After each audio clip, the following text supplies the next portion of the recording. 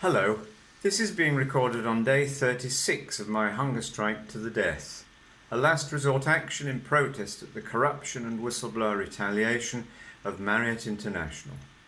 The hunger strike focuses on the whistleblower retaliation, which has left me homeless and bankrupt at the age of 62.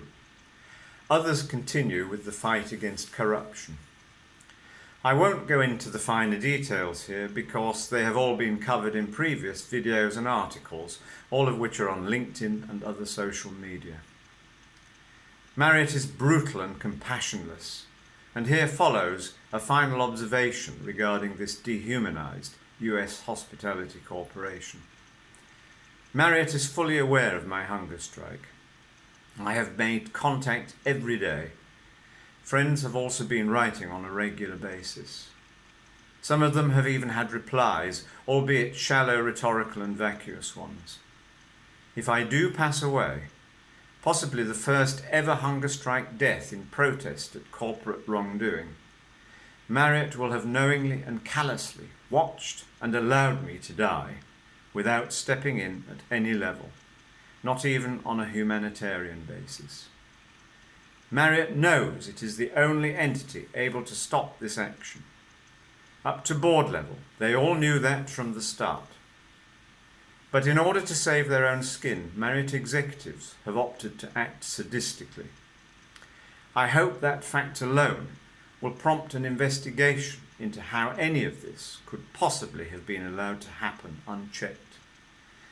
Marriott exists in its own narcissistic bubble of denial and deception, and has always refused to discuss the whistleblower retaliation issue, as well as review evidence to support all claims.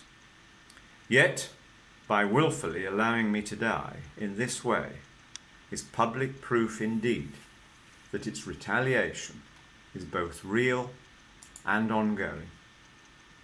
I would like to thank Jack Malvern of the Times and the Bishop of London for showing an interest and taking the trouble to contact Marriott on my behalf. However, I also wish it to be known that official mechanisms supposedly in place to report on corporate misbehaviour, safeguard human rights, to save lives or campaign to save lives have failed, in no particular order. The travel, hospitality and business media, clearly steered by the hotel industry itself. Regulatory bodies, not all honourable. Government departments and politicians, sometimes corrupt. Whistleblower groups, anti-corruption groups, human rights groups, the legal profession, and other accountable authorities and individuals. In this great era of communication, nobody communicates. People are left high and dry. Just like the corporations, the chasm between rhetoric and reality is mind-blowing. Many of these champions of the people seem to exist in their own cling film-wrapped bubble of empty words and false promises. This in itself is corruption. Along with that, we have the nonsensical dual situation in which corporations have understood all too well the benefits to them of globalization, whereas the authorities and regulatory bodies et al. Remain within their former, deeply parochial mindset, thereby largely useless. The fact that corporations, governments and politicians tend to have their hands in one another's pockets makes the situation even worse. Everyone I speak to says, yes, that's how it is, but nothing can be done about it right now. Something must be done. Anything can be done if we want it to be. In the meantime, corporations continue to roam the world like wild tigers on steroids. Our global civilization is in poor health, and we are all to blame. Science and knowledge have not led to inner betterment. We were deposited here as stewards of the planet to foster love and concern for all living things. We have failed. Instead, conditioning, tradition, propaganda, and the demands to conform have left us violent, selfish, jealous, envious, egotistical, hypocritical, ambitious, greedy, deceitful, forever seeking pleasure to drown our loneliness and discontent. We seek safety and security in our racial, religious and cultural groups, clubs, cliques and rituals. We live in fear of who we truly are and kid ourselves of our freedoms and happiness. We end up living a life of contradiction, conflict, drudgery, and illusion. We are in a state of deep torpor. Krishnamurti, the great 20th century philosopher, said, "The inner is the result of the outer." If you want to change society, which is corrupt, immoral, and destructive, one has to change the human being who has created this society. Transformation comes from within. A revolution of the mind must involve an intense understanding of every aspect of our human, social, and psychological conditioning. Where our thoughts come from, whose thoughts they are, and an ability to observe those thoughts and emotions without condemnation or judgment. All thoughts stem from memory, knowledge, and experience, and are solely based on the past with a view to the future. They are neither new nor creative. We all miss the present for most of the time. Pure meditation, which does not require method, attends to the what is, not what should be. It is the penetrating observation and perception of everyday life in its momentary complexity, on the bus, at the office, and at home. Over time, this can develop into a profound sense of awareness and self-knowledge, which through discipline, which means learning, promotes true intelligence, love, truth, and freedom. I, you, we are humanity. We are the human race. We are all family. What we do affects everyone. We are all responsible.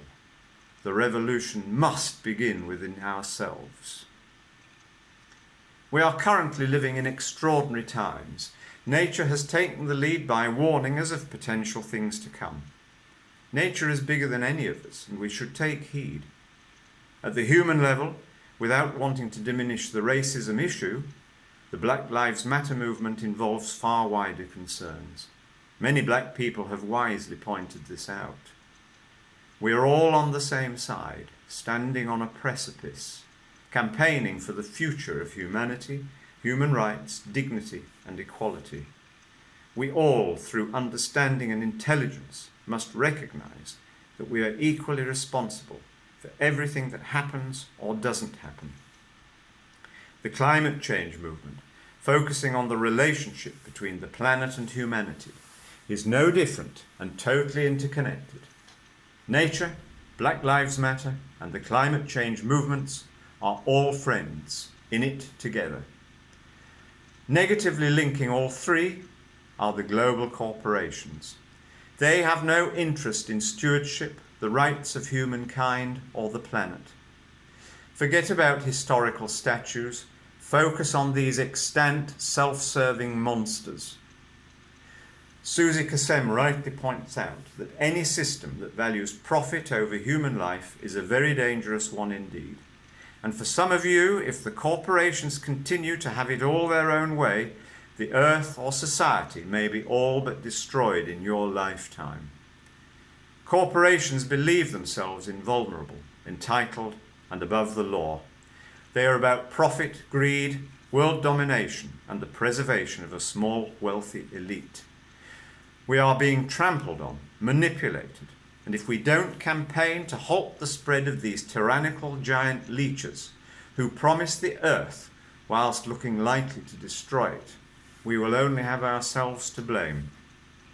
Trying to take action at a personal and local level, I have failed. I say to all of you, please don't fail like I did.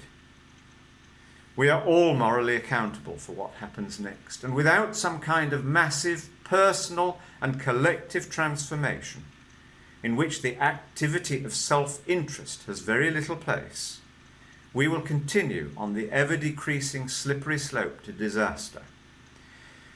Krishnamurti said, "It is no measure of health to be well adjusted to a profoundly sick society. Don't become adjusted to this modern-day confidence trick." To Marriott, I simply say, you have ruined the latter days of my life, and you continue to ruin the lives of others with impunity. You are a disgrace to humanity. Sorry to have gone on for so long, but I am passionate about these issues. At this moment I have very little, if any, body fat remaining, and this is likely to be my final fond farewell. Good luck to all of you.